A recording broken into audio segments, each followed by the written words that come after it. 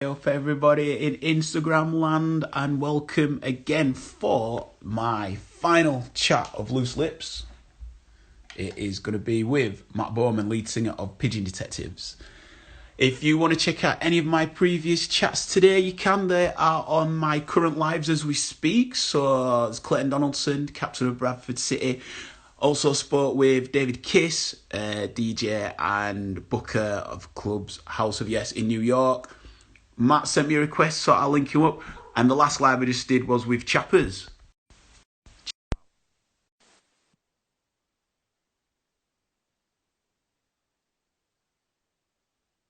And we're connecting. Yes, brother, how you doing? Yes, bro, not bad, man. How are you? I'm good, mate. You know what? I was going to wait for Fedora today, and I thought I'd go a bit more street, but he's got Fedora on. Look at hair, mate. Look at hair. I tell you, that's the biggest crime going about this, me hair. But I'm Fedora'd up. We're on now. We're on. How have you been?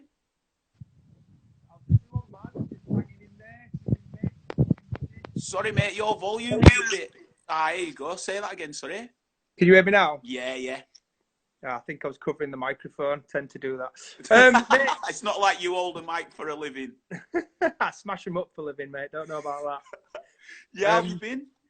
Same as everyone, mate. So, locked down, staying locked down, keeping busy, doing bits. Is what it is, isn't it? So, you put a real great post out about your cousin. Yeah, oh mate, it warms my cockles. Like, he's genuinely one of the best people I know. Quit a decent job, went and trained up as a nurse. In his third year, hasn't even passed his exams yet, and they were just like, boom, do you want to go on the front line? He says, yep, sign me up. And yeah, that's it. He's a fully qualified nurse out there saving lives, so couldn't be prouder of him. Quality. And then coming back to the music side then, what was your sort of plans coming up over summer? I seen you were down for a few festivals. Like, what plans? See, I've got to be careful not to whinge, because there's people in much worse positions than me. There's folk on hospital beds, or there's people that aren't going to make it. And I've just had a few gigs cancelled, but it was shaping up to be a top summer.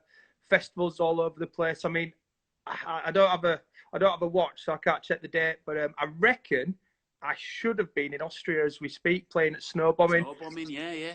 Cancelled. So yeah, we had a sold out tour cancelled, rearranged for October. But yeah, strange times, man. Flipped everybody's world upside down, really, hasn't it?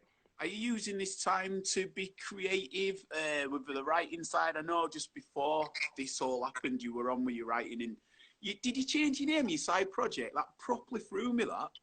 Yeah, we got a cease and desist. So there was another band called Daily Beloved. Yeah. We were the Daily Beloved, and yeah, I mean, I've got to look at both sides of the argument. They were called it first, and they've been going for 10 years. But at the end of the day, mate, they were a tin pot fucking garage band from Canada. They needed to do one. I put it in Spotify. I've listened. I'm like, I know he's doing a different project, but his vocals have changed a bit. I'm like, that's not him. I'm like, what's going on? Yeah, no. So we changed it from the Daily Beloved to Big City Beach, which, to be honest, now I've sat with it for a couple of months, I prefer the name, and it represents us more as a band. It's got that kind of, cool vibe groove to it. So happy days. It suits the lyrics that you're sort of going for. I quite like. There's a lot of references to American places, but basically saying that Yorkshire's better. Like, what's the line? Is it the San Francisco and California? Yeah. Something about the Leeds. You said something about what's he called? Mate, I know exactly which song. You put me on the spot here. So the exact line goes, California, he's got nothing on Leeds, not for dirty northern me. That's it, dirty northern. Yes, mate. It's class. I'd love to know what the lyric was before it, but yeah, I can't remember. So yeah, stitched me up there. Cheers, Ben. Standard. That's what I'm here for. How have you found writing for a new side project? Do you know? It's a collaborative effort between me and a kid called Andy Duggan. So Andy actually joined the Pigeons as a keyboard player, and then he emigrated to New Zealand. It was a bit of a bummer, really, in terms of our friendship, because you know there's is the other side of the world. So we just kept in touch, writing songs on WhatsApp, you know, bits and bats, turned it into a project, and yeah, we've got a real banging collection of songs. We've got another song coming out. It was meant to be out now, but you know, one thing or another, the labels put it back. So we're releasing the next Big City Beach single in, I want to say June. So I will. June. Optimistic, I like it. Yeah. And then, so what's it like writing with someone else? Obviously, for best part of your life, you've been writing with Ollie. Yeah, you know, it's good. I mean, the Pigeon Detectives, although me and Ollie have probably got our names down for credit, you know, as credits for most of the song, quite often in the rehearsal rooms, it was songwriting by committee. You know, if somebody didn't like something, they'd say. And when you try to please 5 people, as fun as it is, it can sometimes suck the life out of it when you've got to, you know, please 5 people and be like, oh, for fuck's sake. So just writing with another person and just having to deal with one ego and one opinion, it was quite liberating. But you know, I love writing with Ollie, I love writing with the Pigeons, but yeah, writing just with one other person, it's a little easier. When I went to watch a band called Chick Chick Chick, you know, the 3 exclamation marks, Yeah. their class live, they did their own warm-up as their own like French-made tribute act, and then played as the main self. So would you ever see yourself combining the two, playing opening slot and then main, you know, putting them on the same card, or the two completely separate entities that you want to really help establish in their own way? Do you know, I'd rather do 2 separate shows and get paid 2 lots of ticket money. No, on a serious note, man, do you know, I get crippled with nerves before a show. I can't fucking talk to people before a Pigeons gig, let alone comprehend actually having to play another set beforehand. It just wouldn't work for me. I mean, it's a lovely idea, and it'd be really, you know, cool to show people 2 different sides to my performance and my songwriting abilities. But yeah, there's no fucking chance, man. I mean, you know, sometimes I'm hiding under tables, you know, with a dressing gown over my head before a gig, so I couldn't be going out and playing another set first. That's mad, that, because you properly connect and lose yourself in the moment when you're up there. Is it almost like as soon as you step out, it's showtime and you're in? Like what sort of, what do you get nerve? I know nerves are good. Two different characters, man. You've got Matt Bowman, which is me and you sat here having a chat, and then you've got Matt Pigeon, who walks on stage and he's a fucking lunatic, man. He's an absolute menace. Like, do not invite him round for tea. He's going to tip the table over, fucking, you know, give you a slap on the ass on the way out. He's an idiot. But for that hour, you get to do what you want, be who you want, and it's fun. And for that reason, I'm not nervous when I'm on stage. But the build up to it, where I'm just me thinking, oh, what if they don't like it? What if no one's turned up? What if, you know, what if? Just an hour of what ifs before a show, and then you play the gig. Happy days, nothing to worry about. And has that always maintained throughout the time you've been gigging? Is it never like waned a bit? Is it always maintained? I've got better at it. I mean, Leeds gigs, don't talk to me, total write-off. London gigs, don't talk to me, total write-off. But, you know, as I started to settle into a tour, the lads at the start didn't have a clue, and even found it quite funny that I was so debilitated by nerves towards showtime. But, you know, they're quite sound with it now. And we have kind of banter, but the right kind of banter. You know, it's not designed to mock me for looking so nervous. It's actually designed to take my mind off it. So, to be honest, the lads are probably the biggest medicine I've got for, you know, stage fright and nerves, you know, these days. When the explosion of that sort of 2004, 5, 6, 7 indie glorious boom just came about, what were it like at the like, you know, in the mix and at the forefront of that? Like, because even when I look back, even my playlist on Spotify, I mean, I've got Libertines lined up there. Like, I think, like, musically, I'm just, like, trapped in that era. Mate, you don't realise you're in that era when you're in it. You know, we'd be swanning round the coolest bars in London, bumping into Carl Barrett, hanging out with the Kooks, knocking about with Arctic Monkeys, doing shots with Amy Winehouse. Like, there was nothing to it other than the fact we were out having a drink, playing a few gigs. Then, like you just said, you look back and you think, what the fuck was that all about? Like, seriously, what was that about? times of our lives, man. Times of our lives. Yeah, exactly. I think like something like that. I was speaking with a lad earlier, David Kiss, who like he's involved with House of Yes in New York. He's like one of the DJ bookers and stuff. And he was telling me about in Brooklyn, the underground warehouse scene where people were just going to illegal warehouses, locking themselves in, so police couldn't hear that there was music going on. But like they were saying that were at the forefront of something, and then but they didn't know they were in it until they look back now and they're like, fuck, like. Yeah, And exactly, man. Because the whole world, like especially for the scene that you were in, the whole world, the eyes were on. Like that was an enemy probably at its most recent peak when MTV2 were around and Q, and it just seemed like it was everywhere.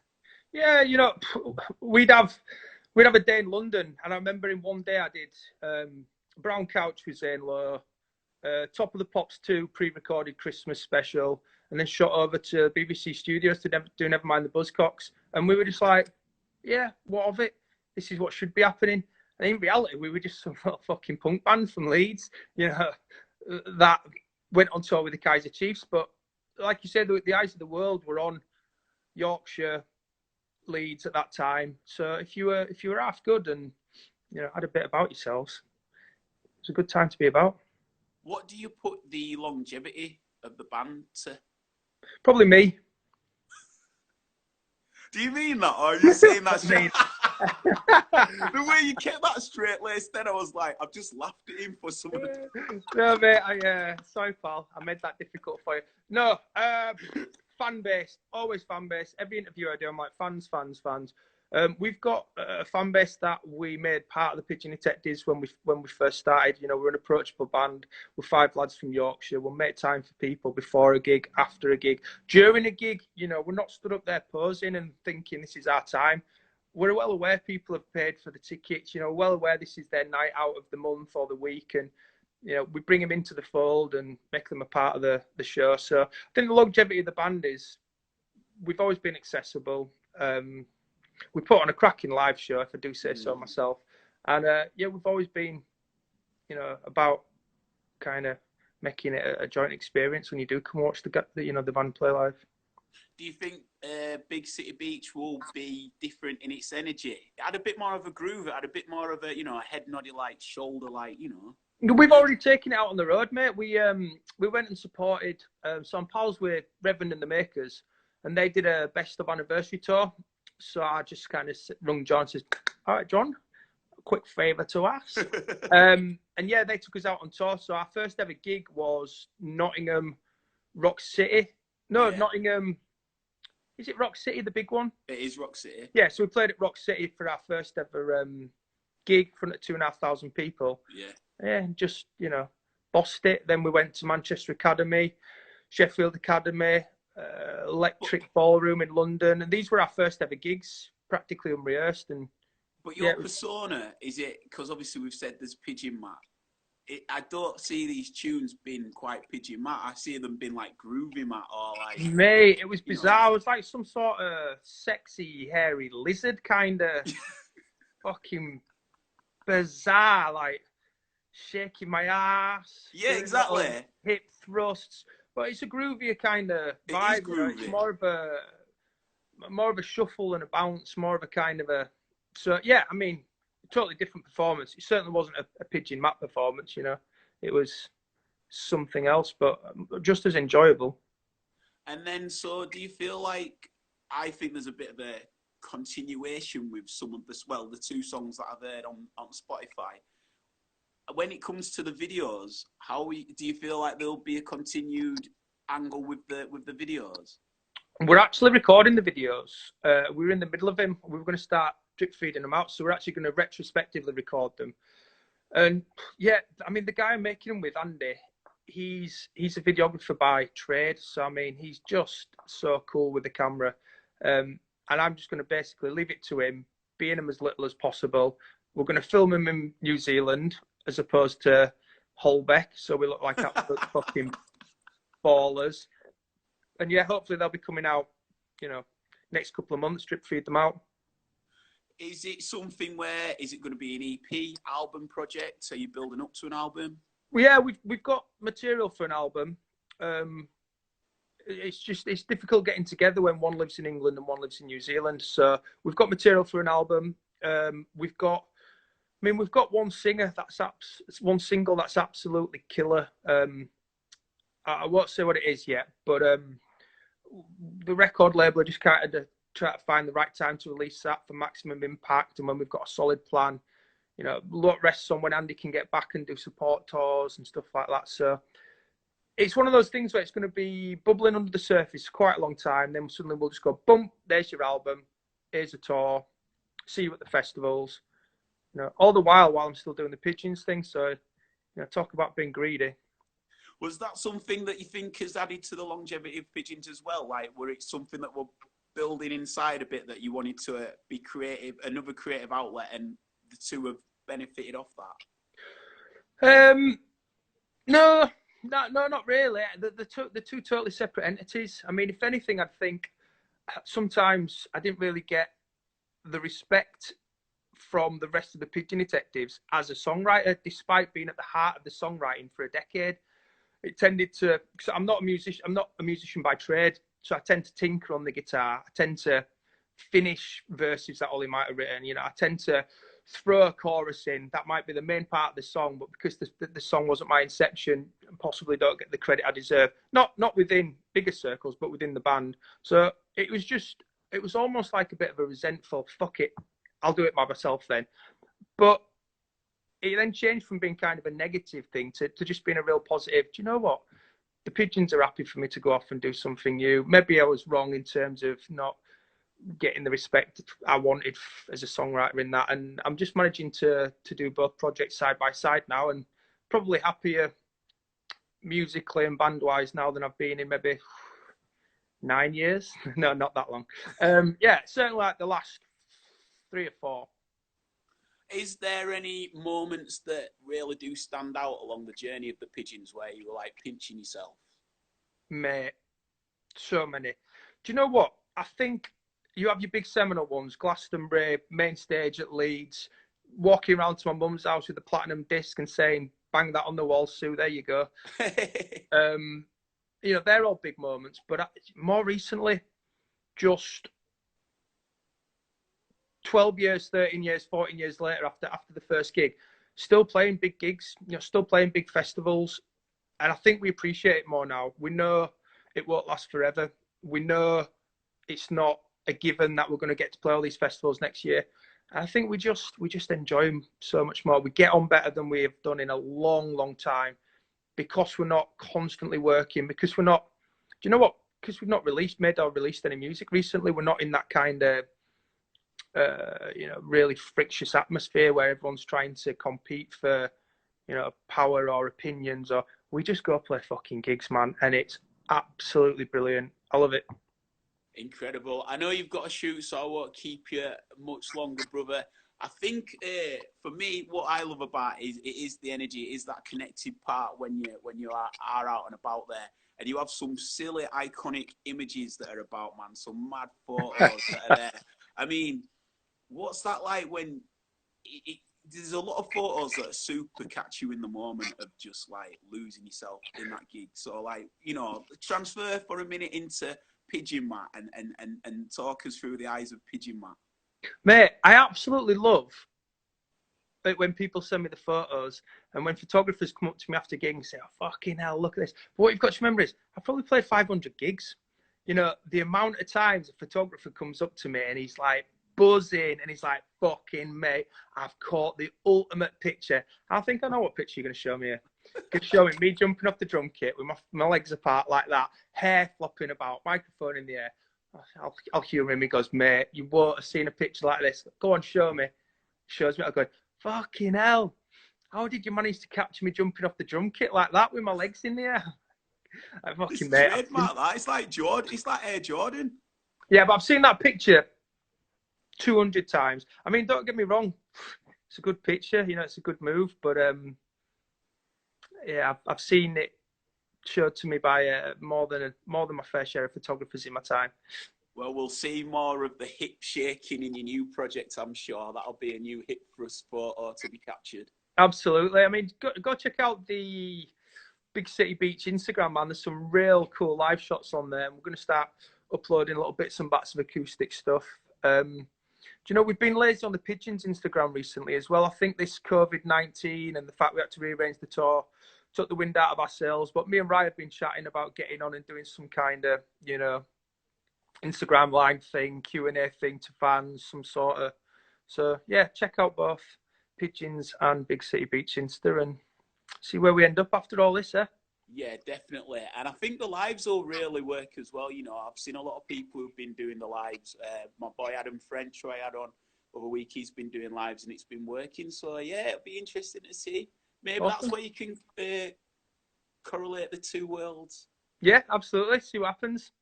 Right, perfect, brother. Thank you for your time. You take it easy, and I'll catch you on the other side, no doubt. Cheers, Ben, and thank you very much Respect, for putting brother. on an equally as ridiculous hat and yeah, keeping the hat game strong, bro. That's what we do, mate. Virgos for life. Absolutely, Virgos man. and fedoras. Keep doing what you're doing, mate. I'll keep tuning in as and when I can, and I'll speak to you soon. Respect, brother. Thank you. You and everyone stay safe as well, yeah? Bye, man. Take care. Peace. Respect, Bye-bye. brother.